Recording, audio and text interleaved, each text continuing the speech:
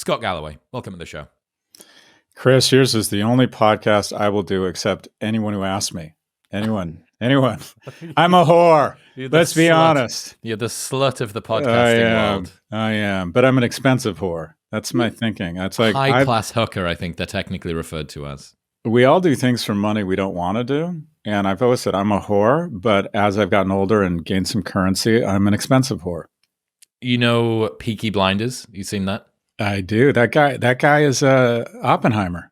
Cillian Murphy. Yeah. Cillian Murphy says he's turning to Grace, that is this prostitute girl working in his bar, and he says, "We're all whores, Grace. We just have different prices, and we sell different parts of ourselves." All of us do things. I think prostitution should be legalized. I've never understood why it isn't. I think sex trafficking should absolutely be illegal and people should be put in prison. And I think that's a perfect example of how when something is made illegal, social media supposedly solves the impossible in about 24 hours. And I think we should make a lot of things illegal. But I think people should be able to do what they want with their body. And I think if you look at a lot of relationships, it's kind of, I don't know, a couple... It's the shades of gray between that and prostitution are pretty difficult to suss out. God, I'm sure this is a hate crime, and we're going to get all sorts of shit.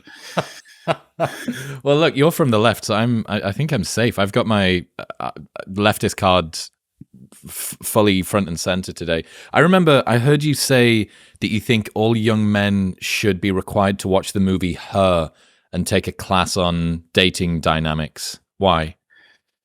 Look, I think that the ability to initiate contact with strangers, go up to a friend and say, "Hey, do you want to go to do you want to go golfing this weekend? Or do you want to hang out, go to a football match this weekend?" I'm trying to encourage my boys to talk to strangers. And I think the most rewarding relationship in life is a romantic and potentially a sexual partnership that results in kids and a family. I do think that I didn't think it was going to be the most rewarding thing in my life, and it ended up being the most rewarding thing in my life. And the reason why I have such an outstanding partner is because I learned early how to endure rejection and how to initiate, I'll use the word aggressive, with strange people. I would email people I didn't know and ask for a meeting at a venture capital firm. I would, when I was a senior in high school, I wouldn't get invited to parties. You know what I would do? I would show up uninvited. And it was embarrassing for about 5 minutes. And then I went in and no one was going to kick me out. And I had a great time. I was always aggressive. And I've always been aggressive professionally and personally. And if you want to punch above your weight class, get used to rejection and initiating conversation. And of course, and as you have pointed out eloquently, people claim that somehow this is a bad thing. And then every survey shows that women want men, in most cases, to initiate the contact and express the interest. So I think to teach a young man to go up, to force himself. When I used to walk into a bar when I was a young man, I said, within 15 seconds, and my dad taught me this, you need to start talking to a strange woman. Within 15 seconds of walking into a bar, if you're there before your friends. A woman that's a stranger, or specifically find a strange woman? An unusual woman who just seems very, very strange and weird. No, when you walk into a bar, if you're in a strange setting, social setting, you walk into a party, any room, go up immediately to a stranger, it doesn't necessarily have to be a strange woman, and start talking to them. And I think those skills and that confidence and quite frankly, that ability to reject or endure rejection are a key component of professional success. The difference between people who make good money at work and people who make outrageous money, it's only one thing: their willingness to endure rejection. Because that is a key component of selling. And selling is the difference between being the CFO, the COO, and the CEO. And you might decide, I'm just not up for that. But the reason why the most overcompensated people in every organization relative to their talent are all one person, one title, and that's salesperson, is they are willing to endure rejection. And if you want to be overcompensated or you want to romantically punch above your weight class, then get used to rejection. And if I'm trying to give my boys anything, it's the ability to endure rejection. It's the same for friends. So many of the people that I've connected with as friends have come about from me not caring about sending a DM. This is why, here's my hot take of the week: everybody should become a club promoter for at least 2 months at some point in their life. Because if you've given out wristbands on the street for some dead-ass bar 100%. or club to try and get 100%. people in. Hey guys, where are you going tonight? Right, I know that you're going to the club that's really busy and you know the name of and is highly reliable for a good night, but how about you come to this one that you've never heard of before down a dark alley? Like the online lack of rejection or lack of fear of rejection that you go through from just sending DMs. So many of the good things that have happened in my life have come about due to random DMs.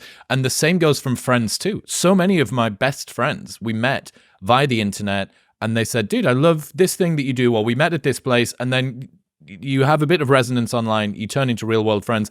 And these are now some of my best friends. So it's business, it's relationships, it's friendships, it's money, it's adventures and opportunities. Yeah, 100%. And unfortunately, you start to lose that as you get older because your ego grows. When I was young and I was hungrier for money, I used to just constantly ping strangers, send out emails, send out proposals. This is how I can help your firm. Or my friend knows you. Could we grab coffee? I was really aggressive. And now that I've gotten older and had some success, I've lost some of my ego's grown. And I'm like, I'm not going to reach out to them. But what you said about friends, with some people who are quote unquote, I reached out to I don't think there's anything wrong with this. I somehow got introduced to the owner of Chelsea, and it was my son is a huge Chelsea fan, and it's been such a difficult season for him. I mean, it's just been so hard on him. And last night, the whole household was on eggshells because they went up 2-1 and he's like, we're going to blow it again. And you see this 13-year-old pacing back and forth in front of the TV. And we're just freaked out that Tottenham, which is the better club this year, and they won, and he jumped up and down and he was so literally dropped to his knees and was so happy. And I put it on video and I text messaged it to this guy who I introduced. I don't know that well, the owner of Chelsea. And he texted me back right away. And it's like, and we should get together. And it's like, I'm not sure my whole life I would have had that confidence. And what you realize is that people of any stature or standing, it might mean more to people, and you should probably make an effort to be more generous to people who don't have that sort of status or power. But what you realize is everybody wants friendship. Everyone wants to be congratulated. I mean, I got to think, I was thinking about Todd Boehly there. For a billionaire, he has taken so much shit this year. I don't think he can go to Chelsea games because he gets such grief. I mean, cry me a river, but it is never, I don't think you can be too kind of, I don't know, wanton or reckless with compliments or reaching out to people. Now, what you talked about, teaching mating dynamics, I think a huge gift for young men that they need is how to express interest in friendship, interest in potential romantic interest while making that person feel safe. And what a lot of young men I've been taught, and you've talked a lot about this, is that expressing that sort of interest automatically deems you a predator or that it's something wrong. And that's just not true. And even in work situations, you have to be more thoughtful about it. You have to tread more lightly. But 1 in 3 relationships begin at work. Men have been told any expression of romantic interest in work could get you a trip to HR and potentially out of the company. That any man potentially who expresses sexual interest or romantic interest to a stranger is a creep. And none of those are true. None of those are true. And if you talk to most couples, what you find who have been together 20 and 30 years is that at the beginning of the relationship, one of them, usually the man, was more interested than the other.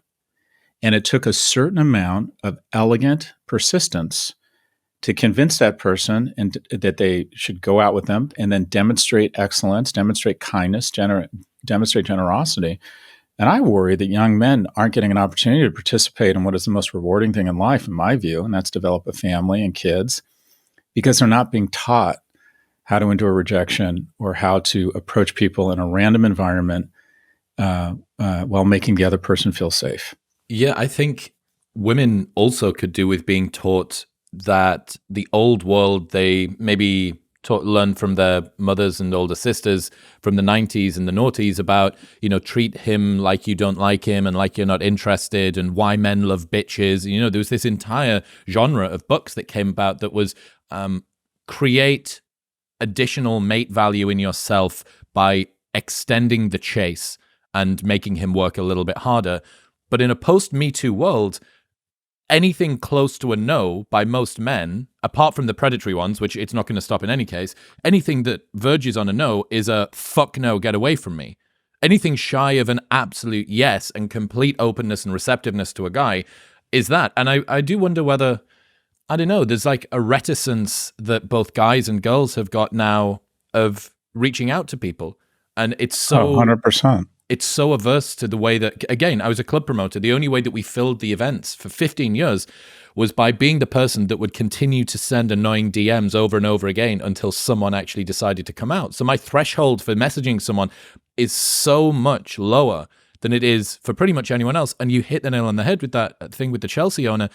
No one on the planet is upset and not going to reply to a cool, cute video of a 13-year-old boy celebrating that his favorite sports team just won. That's right. A universally unobjectionable content to send to someone. Yeah, and even at this age, I'm worried that I don't want to be perceived as harassing someone who's more important than me. But it's I do get in my podcast, Office Hours, I have had an increasing number of women dial in and ask for dating advice. And the dating advice I give them is, look, you shouldn't lower your standards. But try a second coffee to see if, in fact, this person does start to slowly meet your standards. Because women naturally have a much finer filter. And unless, there's just data. A lot of times people weren't interested in the other person at first. And then they got to know them. They found out they were kind. They found out they were funny. They found out there's something about their smell that they liked. They got, they became attached to them. They loved spending time with them. And the problem in an online dating format is it's sort of like, I make a snap decision and it's over. And that's it. They're off. That's it. It's over. So what I tell men is create more initial opportunities. And for women, my advice is, like, if there's nothing there and you really just know you're not into this person, fine. But if you walk in and say, it's got to be someone at least 6 feet who makes at least 6 figures, just recognize that's 0.6% of the population, and that you may not find the same volume of potential mates. You may be fishing in a pool that's not a pool; it's a tiny puddle, and see if there's other ways. If other things develop, give a second coffee a chance. But I think it's really disappointing, because I think not only are men struggling, and women are lonely, but they do a much better job of maintaining relationships without a romantic relationship. They're just better at maintaining life and love and professional success. When a young man doesn't have the prospect of a romantic and sexual relationship, he doesn't shower. He doesn't work as hard as he should. He doesn't save money for a house. He drinks too much. He gets high too much. And I'm making huge generalizations here, but the data bears this out. This stuff is so important. And so we need more third spaces, parks, recreational leagues, more educational opportunities, more church, I dare say, more religious institutions, more parks, the barbershop, more random opportunities, more nonprofits. I'd like to see national service, compulsory national service for everyone that gives people a chance to fall in love. I'm an investor in a bunch of Israeli companies. I can't get over how many co-founders and husbands and wives met in the military, because they had an opportunity to demonstrate excellence to each other in the pursuit of something bigger than each of them. Yeah, and the co-ed spaces where people can be competent and they can show that they have a degree of excellence and ambition. Like, competence is sexy, right? It doesn't matter whether you're a guy or a girl and what you're looking for. Someone that is competent at doing a thing, like, wow, that's cool. That's hot. Well, this is what we don't talk about, or doesn't get a lot of press at academic institutions. There is a preponderance of people on the faculty who are married to one another. And typically, oftentimes it was a professor and his or her PhD student, or they knew each other and they were on the faculty together. There's a lot of inter-office romance. Why? Because if you're the premier thought leader in Gap 2 accounting, you may not be great in a bar setting, but your opportunity to demonstrate excellence to people who find this stuff interesting makes you attractive. You're a Chad to someone who lives on Excel. There you go. You're an Excel Chad. And 99% of these relationships were consensual and really positive things, even when they didn't work out. So I'm all about, and this is probably setting myself up for disaster. At my companies, I have always allocated a lot of money for social stuff. I want them to meet each other. I want them to be friends. And something I celebrate is when they get married. I've been to 6 weddings of people who've met at my companies. And what I tell the senior level men and the senior level women is if you're above a certain seniority in the company, your fly is up and locked. The power asymmetry here is just too great. The opportunity for abuse is just too great. It's awesome to be a senior level executive in a company. It means money, it means status. You have other opportunities off campus. So if something happens here, you're just at fault. Let's just say that right here. But other than that, the company policy is the following: use your common sense. So when I was running my nightlife business, one of the way that it was structured was a couple of owners at the top, a couple of senior managers above us, block of maybe about 10 to 15 junior managers, and then a ton of guest listers below them. So each manager had a team of around about 30 people, something like that. And each of these people, it was their job to bring people to the nightclub. Got an event going on Thursday or Friday or whatever, and they made a commission, and then the managers made a commission on the commission, and so on and so forth. Kind of like a sales company, like typical sales setup, right? Yep. But as you were talking about that power asymmetry there, we're talking about usually 18 to 20-year-olds, sometimes like 18 to 22-year-olds. And it's young guys who are living away from home for the first time ever. They're the ones that choose who gets to dance and hostess at the nightclub. They're the ones that choose who gets the preference on shifts. They're the ones who gets to choose who goes into VIP and all the rest of it. So there's power there. Even though everyone was 18, 19, 20, there was a power differential. And me and my business partner fined the boys if we found out that they'd had sex with one of our staff. And it was £10 for the first time it happened, £20 for the second time it happened, £40, £80, and then 100, 100, 100, 100, 100. We fined them and we told them, we were like, look, if you do this, you are putting both your own money and the company at risk. There is a risk that's associated with this. There are 5 other events companies with just as many hot girls who love partying just as much as you guys do. Go and decimate them from the inside. Go and cause all manner of strife, because without a doubt, there was a 50% chance that if one of the managers had sex with one of the staff that worked for us, within a couple of months, they'd leave. Well, like, that was an amazing member of staff. Like, that was a really great guest lister, or that was a really great hostess, or she worked really well on the till, or did whatever. And she's gone now because you've broken her heart. Or then the manager, he loses his head because she's now talking to one of the other managers, and then it causes internal strife between the guys. So we disincentivized it financially, and the boys just accepted it as par for the course. So yeah, I think power differential. I'm just shocked that 20 pounds would actually make someone think twice about having sex. You'd be surprised when you're in the northeast of the UK. 20 pounds goes an awful long way. Yeah. What I've always said, and it sounds like basic training, but I think the first thing you tell, especially a man in a corporate setting, especially a young man, is that instinctively men will mistake kindness for sexual interest, and women will mistake sexual interest for kindness. And just be cognizant of the fact that because a woman is nice to you does not mean she has any romantic or sexual interest in you. And in a corporate setting, you need to be very careful, because correctly or incorrectly, if there's a problem, that most likely HR and the powers that be in society and Twitter are going to find the man culpable. And that's probably right, because the man is usually the person who initiates, and men get it wrong more often than women. They just get it wrong. So, but once you're cognizant of this power dynamic, if you tread lightly and you ask someone out to coffee, which isn't that threatening, yeah, okay, use your judgment. You're all grown-ups. There was I go to a gym in Austin that is super cool, and all of the guys and girls that go there are in like crazy shape, and the machines are fantastic, and the culture and the atmosphere is amazing.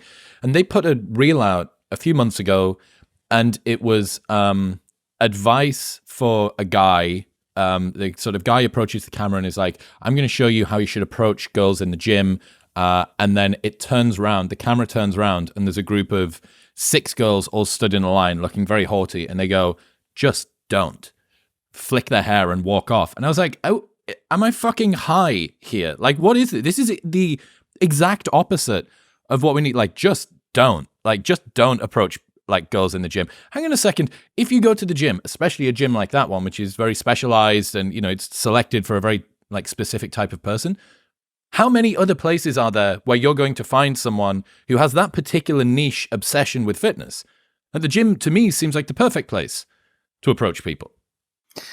Yeah, so I'm of two minds about this. I think some women get approached so much and just want to go to a gym where they just want to work out that I think they can send signals by just putting on headphones, right? Mm-hmm. What I would tell my boys is, if you're on a treadmill next to somebody and you want to try and strike up a conversation, do it. And you might sense right away that they're just not interested. They're there to work out. They are not looking to meet anybody. And guess what? You're both going to be fine. And what you don't want to do is sit around and stare at somebody and make them uncomfortable. I think that's even worse. So pick up on visual cues. And if you, on the way out, run into them and start a conversation with them, great. And then you'll hopefully be able to figure out pretty quickly if they return your interest. But don't, this is what it means to be an adult. And hopefully you have good role models and there's some trial and error here. And that is, you've said this, the difference between a creep, a story that's a romantic comedy that's told 40 years later as in this great soft lighting, and someone who's a creep is the perceived attractiveness of the person who initiates the contact. And the problem is the person, and you've said this, who initiates the contact doesn't know how attractive you're going to perceive them. And what I do respect, and I've seen this with women when I'm out with my young friends and they approach someone and she's clearly not interested, most women are kind. Most women will be thoughtful and polite, and they have to develop their own skills around how to wave off interests that they're not interested in a polite and dignified way, because most women I find are kind. And also when I've been out with guys and a woman, I have seen more of this recently. Women now approach men at bars. That never happened to me when I was younger, or maybe it was just me, but I've been without a couple of my younger buddies at work, and women will actually come up and start talking. I've never seen that before. I think it's wonderful. And I just think as a guy, just in terms of karma, you are always down to hang out, be nice, buy drinks to any woman who comes up to you. Because my brother, for the universe, you want to encourage that type of behavior. You want to encourage it. It's just not enough of it. 100%. But the skills, show me a guy who's good in a random situation at a party, or is good meeting strangers, either strange men he's sexually interested in or strange women he's sexually interested in. I'm going to tell you a guy who's going to probably make more money than he deserves, because that ability to open, that ability to initiate a relationship is that's half the battle in a corporate setting. What else would be on your syllabus for teaching young men what they should focus on in life and prioritize? Well, you did this early, but I think fitness, just for mental health, getting used to working out early. My dad was in the Royal Navy and he started me working out when I was 13, and it just sort of stuck with me. Like, I didn't do it a lot till I was 17 or 18, but it just sort of was ingrained in me. I think having a plan, even if that plan changes, always just sort of having a plan. Always be able to say, if someone asks you, what are you thinking you're going to do the next 5 or 10 years? You don't have to stick to it, but I'm planning to go to college and then I'm going to get a degree. When I was 17, I thought I was going to be a pediatrician, and chemistry disabused me of that notion. But always have sort of a plan that you can articulate to somebody. I would say try and this is something I didn't want to do, be more in touch with your emotions. And that is, be more honest with people. Tell them when you're upset. Reach out to people, ask for help. When a woman upsets you or a friend upsets you, it bummed me out that you didn't call me back, or you were not nice to me in front of the other guys, and I don't understand why. I mean, there's a certain amount of that pecking order and socialization you need to endure growing up. But I wasn't in touch with my emotions. I didn't tell my mom I loved her until I was much older, and I wish I'd said that more often. I wish that I had told women and romantic partners when my feelings were hurt or how I truly felt about them. I was one of those guys that was never wanted to appear weak or vulnerable, so I would never share my emotions. And I think that screwed up a lot of relationships or diminished them. So be much more in touch with your emotions. Be much more willing to express your emotions. Why? What was What's on the other side? What's the positive on the other side of doing that? well? There's opportunities to have friendships and relationships. Sometimes people are waiting for you to say, "I'm really bummed out that maybe you don't want to be my friend, or that you don't like me as much as I like you." And not only that, there's so few people who are willing to say that at a young age. It demonstrates confidence. And I think people find that really attractive. I mean, and if they don't, that's the wrong kind of person. Also, you go into this kind of funhouse of your emotions and reality where you don't know what's important to you. You start convincing yourself you don't care, you don't mind, and you never really get informed. My attitude is when a movie really moves you, ask yourself, why am I inspired by this? And then, because that'll help inform what interests you. When something really upsets you, really lean into the upset and ask, why is it upsetting me so much? And otherwise, you're just sort of walking around with blinders on. You don't know really what's important to you. You don't know who you want to spend time with.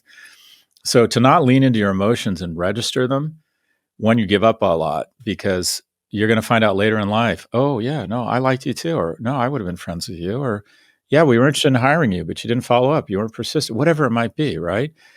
You should have applied a second time. You should have applied to university the second time, whatever it might have been, right? And also, you just miss on the opportunity to feel closer to people and have some sense of what's important to you, what inspires you, what makes you sad. Where I don't think I ever told someone until I was well into my 30s that something they did upset me. I had this notion that I'm me, big, strong man. I don't get upset at things. Everything deflects off of me. I don't care. Yeah, I've started working with a therapist over the last few months here in Austin who worked with a friend that's way more fucked up than I'll ever be. So I figured, look, if she can see through his bullshit, she can definitely deal with mine. And there's layers to this. You realize, just even talking about your emotions or being prepared to say them isn't quite the same as actually feeling them fully. Having your emotions and your mind rest where your feet are. And there's layers and layers to this that I've realized, especially maybe people that listen to podcasts like mine or yours, who are interested in psychology and human nature and can rationalize or explain away what they're feeling. Oh, that's the negativity bias, or that's the Abilene paradox, or that's, I understand that this is because of it's the bystander effect or some other bullshit, right? Like they've got some mental model that allows them to explain what's going on inside of the. Yeah, James Clear talks about something similar and whatever. And I realized that for a good chunk of people, way more than might like to admit it, that's a protection mechanism. Their ability to rationalize and explain away what's happening inside of their minds gives them an excuse to not have to feel their feelings fully. I thought of you this last weekend. Did you see what happened with Caleb Williams, the quarterback for USC? No. So this kid is probably going to, I think he's probably going to be the Heisman Trophy winner and is probably going to go number one in the draft. And he's playing against Washington and he blows it and they're going to lose. The guy breaks down and begins sobbing and immediately runs over to the stands and jumps up and embraces his mother. And his mother puts this notebook over his helmet so that the crowd can't see him crying. And his father comes over and consoles him. And I thought, oh my God, this kid doesn't even realize he has moved masculinity so far forward. And the ability to give into that sort of emotion and do it publicly, so much of this fucked up sense of what it means to be a man is around bearing your emotions. And when you look at suicide rates and how they used to be 3-to-1 male to female, and it's approaching 4-to-1. One of the key components of that is men do never learn how to express they are struggling. And because they're taught from a very early age that real men don't express that sort of upset. So when you see this guy who's probably the premier quarterback in college football this really like big, handsome, ridiculously strong guy in front of national TV jump up into his mother's arms. I mean, it sends such a good signal to young men that it's okay to be emotional. It's okay to be disappointed. I also think that's such a gift to, I mean, you're not a parent yet. You really, as a parent, all you really want, you want two things. You want your kids to be happy and successful, but you also want to comfort them. Like any chance you would get as a parent to comfort your child, it's just so rewarding. It's like, okay, I have purpose. And I remember seeing that. Literally, the whole nation saw that moment. And I thought that kid unknowingly just moved masculinity forward and just reduced the likelihood or increased the likelihood that a young man is going to have an easier time expressing to a family member or non-family member, I am really upset. And that is key to solving, that is key to getting out of a really, really dark place. And I thought, oh my God, it's such a moving moment. So anyways, Google Caleb Williams and you'll see the video. It's very raw. It's very, very moving. And I thought it was, oh God, I think this kid doesn't realize what a positive role model he is. I love that story. That's awesome. A lot of people on the internet, especially guys, will talk about not showing vulnerability in front of a female partner because it's going to lower her perception of you. And, you know, there absolutely are women out there who will see vulnerability as a weakness. Now, I think if your female partner is unable to see you bare your emotions without thinking that you're less of a man, I think that's a sufficient red flag in the relationship to be good that you're getting out of it in any case. But when I talked about this a little bit recently, guys took it one step further. And when I said, okay, so let's say that you have a concern about showing emotions to your partner, what about showing emotions to your friends? And there were a whole bunch of people in the comments that were like, no, like even doing that is too far. And you go, oh, okay, this is just your way of rationalizing and coping with not wanting to show your feelings.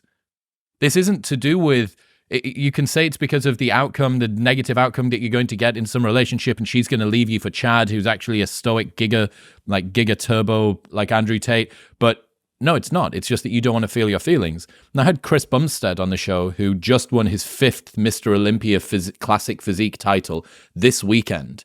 And I think if he doesn't cry on stage, he's kind of welling up as it's, 5th time that he wins, the hottest man on the planet award, like the most jacked Greek god man on the planet award. And he told me the story about when he broke down and cried in his girlfriend's arms 6 weeks before one of his Olympia competitions. And he told me that because that's actually what happened and that's how he felt. And you're talking about the most hyper masculine looking, lifting heavy weights, sweating, doing the full thing. Like he's the Sigma male meme. Mm-hmm. And yet for him, he was fine to do it. So yeah, I think a lot of what the modern culture of masculinity is doing is kind of repurposing the male denial of emotions into some more rationalized approach of, oh yeah, but you don't want your friends to see you weak because then they're gonna move on and find a different friend. Or, oh yeah, you don't want your girlfriend or your wife to see you weak because she's gonna leave you and sleep with the guy next door. It's like, all right, well, so you're just never going to feel your emotions at all? That doesn't seem very adaptive. That doesn't seem like a very good solution. So I think a lot about this because from the age of 29 to 44, I didn't cry. I forgot how to cry. Like if someone said, in the next week, you got to cry once, or if you cry once, you're going to get $1 million. I would have to learn to do it again. I forgot how to cry. I didn't cry when my mother died. I didn't cry when I got divorced. Didn't cry when my businesses failed. Just forgot how to cry. And now I probably well up and downright cry once to twice a week. And it's a real gift to me. And I have noticed though, I have registered different responses from different parties. I cry on my podcast if I get a question from a listener and I start talking about it and I get upset, I will get emotional. And I find that people really respond well because it helps them, puts them in touch with their emotions. That, yeah, I was really upset when I had to put my dog down. I get tremendous positive support from strangers whenever I'm emotional. Amongst my friends, we all, especially at this age, when one of us isn't doing well and shares. I mean, men are just so good at sharing, like, just how fucking awesome they are all the time. Oh yeah, I just made $1 million on this trade. Or I'm selling my company, and we put up this Instagram facade. This Instagram meets Arnold Schwarzenegger meets, David Beckham facade to each other, or meets Carl Icahn, whatever and then when you really get behind it, and you find out, oh, I'm really struggling. My dad's sick, and I just had my business is not doing well, and I'm worried about money. Or I have a friend whose child just had a real mental health breakdown. And what I find though is when, especially as men get older, they are really, I find, really supportive and receptive to one another. As I think women are incredibly receptive to each other's emotions and vulnerabilities. Across your parents want to comfort you. It's a feature, not a bug for them. They want to comfort you. I've had mixed reactions from my romantic partners, and maybe I've chosen the wrong women. I don't know, but oftentimes I feel like when I have expressed vulnerability and emotion and weakness, that they don't like it and are less attracted to me. That they feel like I'm not going to be as viable or as robust a protector and provider when I am depressed and down. And that if I talk about it, there's some lip service to how are you doing? But at the end of the day, they don't have, at least, and this might be my flaw, they don't have a lot of patience for weak men. Yeah, and they sense this as weakness. Yeah, I wonder how much of that is a selection effect for the kind of women that you're going for, the kind of place that you position yourself in. Let me give you one of my spiciest new ideas. I've got this idea of surplus mate value, which is when you have a relationship in which there is a disparity in mate value between the man and the woman, you can basically look at that disparity kind of like a bank account that you can withdraw from. So, for want of a better word, the man can mistreat the woman, like not reply to text or come home late or, like break promises or do whatever. And the girl will stick about because there is this disparity. Now, a girl that's healthy with a good sense of self-esteem may not do that regardless of how much disparity in mate value there is. But as a good example, Chris Bumstead, this dude, his wife's like a 10. She's a fitness model and super smart and like was a doctor and stuff as well. But he's like number one in the world. Like it's impossible to be like have as high mate value as he does. So one of the things that actually came out of the comments was, well, of course Chris Bumstead can cry in his girlfriend's arms. Look at who he is. He's like the hottest thing on the planet. Like, of course he can do that. Brad Pitt, of course he can cry in his girlfriend's arms. He's Brad Pitt. So this idea of surplus mate value, I think, is interesting. But another one is, if you are going after girls and women who are looking for that hardcore protector provider, and you then start to crack that facade a little bit or crack the veneer, maybe they are going to respond to that in a slightly interesting way. It's what I've seen. I look at, my dad, I just look at the moment my dad lost his job, and he kind of deserved this because he was never really engaged or showed up for his marriages. But I generally found, I'm choosing my words carefully because this sounds really judgmental. I generally found, and maybe it was my dad's been married and divorced 4 times, but the moment my dad stopped being a great provider, the women were out. And I think it's because they were, like you said, they were getting so little on every other dimension that if he wasn't at least going to be at a bare minimum, be a good provider, like when he got fired and when he was 52 and couldn't get another job within 6 months, she was gone. Yep. And quite frankly, he kind of had it coming, because what you're basically saying is you got to bring something to the table, right? But it's still, I think we have a tendency to sort of, what's the term, Bagger Vance, to assume that all men are naturally have a predisposition to being the bad guy, and all women are these incredibly high character, good people. And the reality is, and I think there's statistics that show this on a balanced scorecard, that there's most women are really good people, most men are really good people. But it's not like women aren't, don't have their own needs and have a scorecard out in terms of when they exit a relationship. And unfortunately, society has stigmatized mental health to the point that there's so little of it still. I think it's been destigmatized across every demographic except straight men. I think if straight men express a certain level of mental health vulnerability, yeah, they're not going to be CEO of this company. I mean, I've seen it. I've been on boards. A male CEO who takes a break, and if he were to say, I'm struggling with my mental health," that guy's not going to be CEO. And maybe that's wrong. It's Go the ahead. male equivalent of being early 30s, engaged, and as yet childless as a woman when you're going for the job interview, and the boss is like, I mean, she's going to be we're gonna lose here her for 18 months, and then she's going to Yeah. be full of children. Yeah, we're going to lose her. Yeah, everyone has to deal, you're right, everyone has to deal with their stereotypes in the workplace and how it sets them back. But again, it just results in, I don't know, bad behaviors that makes it, I mean, there's definitely something around, all right, and I don't know if we should be teaching it at schools, but we're getting to the point now where mental health is becoming such a big issue for men as it relates to suicide. I mean, what we're finding is essentially is that while men are physically stronger, women are emotionally and mentally stronger. I mean, that's if you were to distill it down. And so I think I don't want to call it additional focus, but at least more focus on men's mental health is so critical to a healthy society. There's this really moving ad on mental health in the UK where it's two guys, two friends, they look like in their 50s or 60s, and it shows them at different football matches. And one guy is really enthusiastic and happy all the time, and the other guy's just much more sedate and kind of calm and a little kind of, I don't know, just sort of melancholy.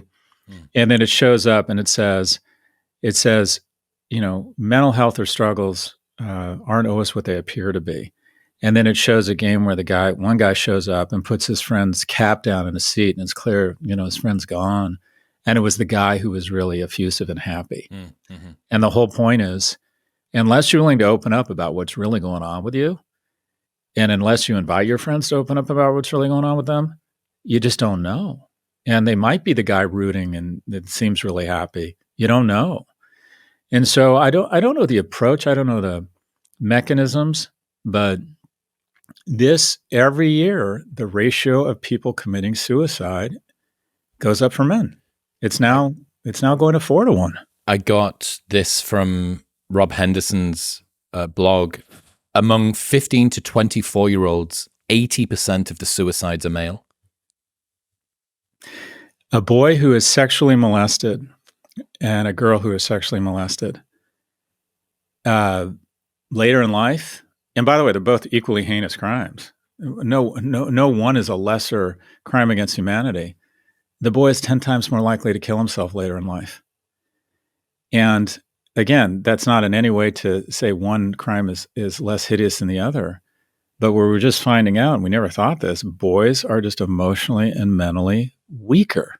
I heard you say a really interesting take, which was the overcompensation and the kind of extreme aversion that every single person has to pedophilia, to an older man spending time with a younger boy that isn't his son or some member of his family, has created a massive dearth of role models of men that will take young boys under their wing. Even now, for me, as a guy who's got an audience of, many of whom are in their teenage years and stuff like that, even if I was to think about like fucking even sending a message to somebody like that, there's something in me that it triggers almost like an allergic response, that I'm so averse to that dynamic has been given such a very particular type of brand, which is older men, younger boys should not be interacting really unless you're the caregiver, because so many of the stories that reach the press are about people that have taken advantage of young boys in that way, has left an awful lot of potentially super valuable, caring, nurturing relationships just left by the wayside. And when I heard you say that, I thought it was a very interesting idea. I think this is a huge problem because we know we can diagnose when the single point of failure for when men come off the rails, and that is they lose a male role model. And I was talking to Rick Wilson, the political strategist of the Lincoln Project, and he got emotional. I was on his podcast, The Enemies List, and he talked about his father was in a terrible car accident and was in a coma for 2 years. And his father's business partners, neighbors, all these men stepped in, taught him how to fly, took him to games.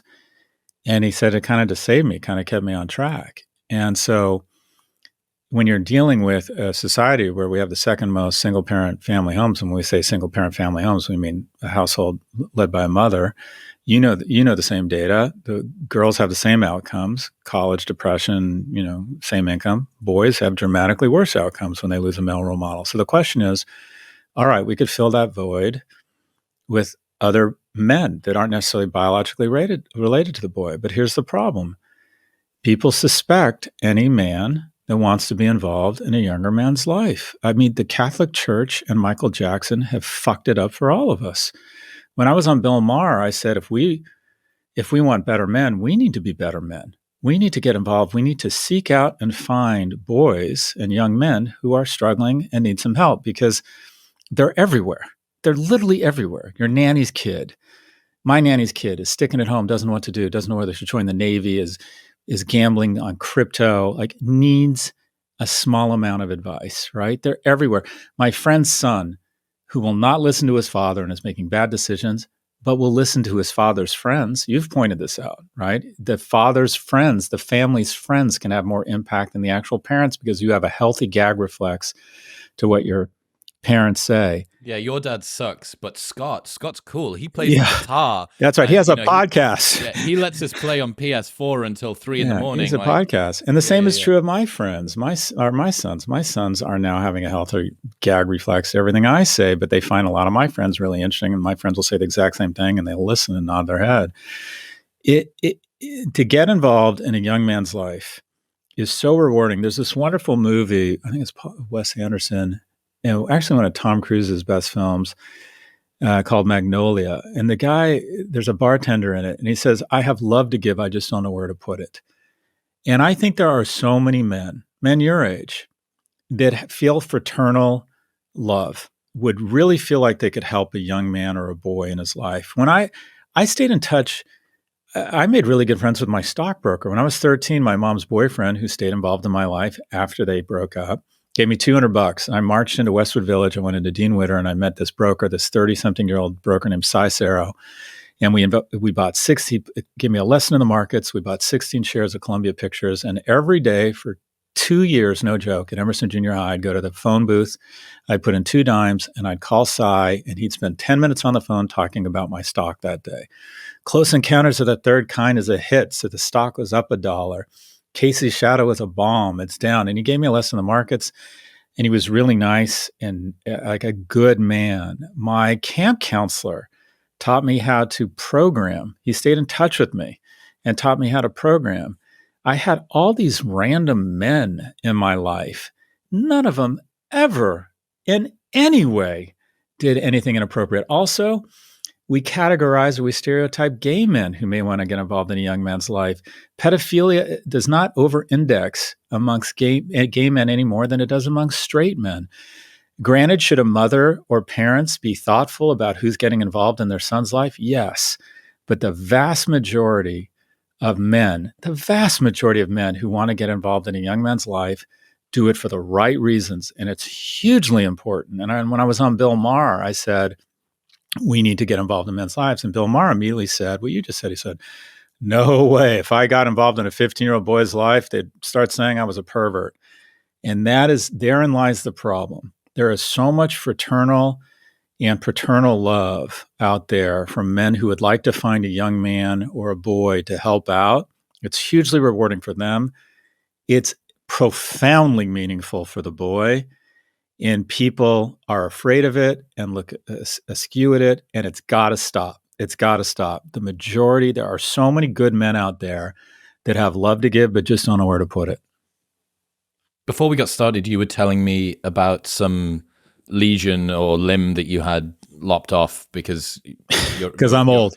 You're aging and parts of you break. Yeah. I've been thinking about this for a while. We talk a good bit between us about the plight of young men and them finding their place in the world and all of the rest of it. But there's an interesting period of life, at least that I'm in at the moment, which is starting to realize that I've probably passed the peak of how fit that I'm going to be, how physically attractive that I'm going to be. Now, I can complement that with status and wisdom and grace and confidence and poise and all of the rest of the stuff. But this is such a weird thing to talk about, aging gracefully as a man, not just in the way that you look, but in the way that you think about yourself, not having the same level of energy that you may be used to and all the rest of it. And with diet and training and things, you can extend it. But when you get to 35, 40, it is you sort of hit this top of a hill and then you start to roll down the other side. And you're like, well, it's like the story of the first time that your son beats you at basketball. You realize that you've kind of passed the crown on a little bit. What do you say to guys who are in their 30s and 40s and realizing that age is no longer just a number, but actually a thermodynamic of their life? Yeah, we feel your pain, said 3.5 billion women. What you just described, women feel this worse than men. And because the reality is, how old are you, Chris? 35. Okay, so this is the bottom line. In terms of the romantic or sexual marketplace, your currency is going to continue to go up because you're going to get wealthier over the next 10 years. And unfortunately, women are disproportionately valued on their physical appearance in terms of sexual currency, and men, unfortunately or fortunately, are disproportionately valued on their economic strength and influence. And yours is going to increase. So, in Sex and the City, they called it the power flip, and that is your currency in the marketplace is probably going to increase over the next 15 years. In terms of your own physicality, you work out a ton. You're probably not going to feel it. I felt it at 47 when I really felt the slowdown. Like I just couldn't. I was used to be able to row, 2,000 meters and whatever it was, 7.5 minutes. And no matter how hard I trained, I just couldn't any longer. There's just certain things that just start to go away and your body starts to break down. And then what's weird is the perception of, I used to be the youngest person in every room. I'd walked in, I had a lot of success early. Wonder kid. Yeah, I was always the youngest person in the room. That's the young guy. He's a young entrepreneur. And then one day I walked in and I was the oldest. And I felt like I was never the same age. Yeah, but in terms of physically, a guy like you, and this is why you really want to establish really strong. It goes back to that advice for young men. You got to establish physical fitness habits and nutrition habits and sleep hygiene, because if you aren't, and every guy that's 35 should be able to walk into any room and know if shit got real, they could kill and eat everybody or outrun them, one or the other. Because if you don't have it by the time you're 35 or 40, if you're not strong or fast or agile by the time you're 35 or 40, oh my God, by the time you're 50, you're just going to be a fucking hot mess. And you're not only going to, you may live as long, but the quality of your life from 50 to 80 are just going to be substantially worse. So I don't buy, you're going to be fine until you're 50. What happens at 50 is you get these kind of constant reminders that life is finite and you can't stop time. And that's kind of devastating, and also, or scary, I should say, not devastating. And also supposedly because for 98% of our time on this planet, we didn't live much past 35 or 40. Our brain can't process how we look. So when I see myself in the mirror, it's devastatingly strange to me. It's like, it's horrifying. The uncanny valley of yourself. Yeah, you're like, okay, what is that alien being that should have died 15 years ago from a bone cut hunting a mammoth or something? But it's aging I'm fascinated by it. It does, the physical part of it is hard, but those habits you set in your 20s and 30s, good or bad, will carry you or not into your 40s and 50s. But there's just no getting around it. Men have it so much better than women.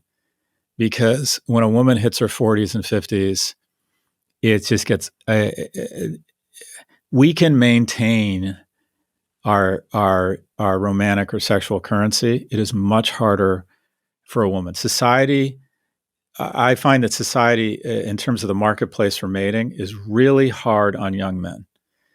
Like guys in their 20s, it's just hard to get arrested because the women, the most attractive women in their 20s, generally speaking, are usually dating up age-wise. They want men that are more emotionally and economically viable. So a guy in his 20s just has a really hard time, wants to be in a relationship. I remember thinking in my 20s, I'd be such a great boyfriend, and I just couldn't get arrested. Just couldn't get arrested. And then I think the world becomes increasingly fair to them in their 30s, and then disproportionately advantage to them in their 40s. And the exact opposite is true of women. Well, this is why the discourse online is dominated by people in their 20s, right? And that means that at the moment, the mating market is very much woe-betide young men. Men are falling behind. Twice as many men are single than women. This is how many men haven't had sex and can't get a swipe on Tinder, and so on and so forth. But I think you're right. I think that the scales are around about balance in your 30s, and then they pivot back in your 40s. And there's in all guys' more juvenile moments, there is a very bitter kind of satisfaction that the women who maybe denied you when you were 22 are potentially going to be chasing after you when you're 42. And it's a incredibly immature mindset, but it's definitely one that I see on the internet. For all of the struggles that young men are having in mating as younger men, the fear is that they never develop those skills and they end up alone their whole lives. And that lack of a romantic relationship leads to economic insecurity, depression, and they're just unviable mates the rest of their lives. They never dig out of that hole. But I've always said New York is the bobsled of a capitalist society, and it kind of indicates where the whole world is going. And the reality is New York is optimized for two types of people, for 40-something successful men and 20-something attractive women. And it's a fucking Disneyland for both those groups, and for everybody else, it's a soul-crushing experience. Be a nice guy who's got his act together in your 20s or 30s, a good person, but you're not making bank, you can't get arrested. Be an interesting woman, attractive, single in her late 30s or early 40s in New York, that's not a good place to be either. And I feel like the world is becoming more like New York and less than less. And what we need is more places and opportunities for men and women to really get to know each other and spend time with each other, such that they can, again, sort of fall in love instead of this kind of like swipe left or swipe right society or this consumptive culture. But yeah, you're Chris, you're going to be just fine. I appreciate that. As my non-pedophilic elderly advisor here. Thanks for that. Thanks for that. I'll get a T-shirt that says that. That could be your epigraph. One of my friends, Alex Hormozy, has masculinity in 6 words: do no harm, take no shit. And I think that's a nice summary. Dude, I appreciate the hell out of you. Thank you for all of the support and continuing to shill my memes on CNN or wherever else it is that you go, Bill Maher. What's next? You've got 2 books next year, 1 book at least next year? I got a book coming out on financial literacy called The Algebra of Wealth. I'm starting to think about writing a book on masculinity, although everyone I run into is writing a book on masculinity or trying to redefine it. And, just doing the same thing. Got my podcast, I got my sons for another 5 years, so I'm trying to lean into that a bunch. We just went to the Brentford, was it Brentford? Yeah, Brentford West Ham game on Saturday. We're going to Arsenal Sevilla tomorrow night, so I'm just really enjoying the shit out of that. Look at you being completely anglicized from your... Totally. I'm drinking tea right now. Look at this. I'm drinking tea. It's pretty milky. Yeah, that would be considered a builder's brew in certain areas of the UK, but you are down south, so I'll give you that. I'm a Texas Rangers fan. They won the World Series, so we've swapped nationalities in terms of our sporting desires. Scott Galloway, ladies and gentlemen. Scott, I appreciate you. I can't wait to have you back on to talk about financial literacy and whatever the hell else you write next. Thanks, Chris. Thank you, man. Congrats on your success. If you enjoyed that episode, then press here for a selection of the best clips from the podcast over the last few weeks. And don't forget to subscribe.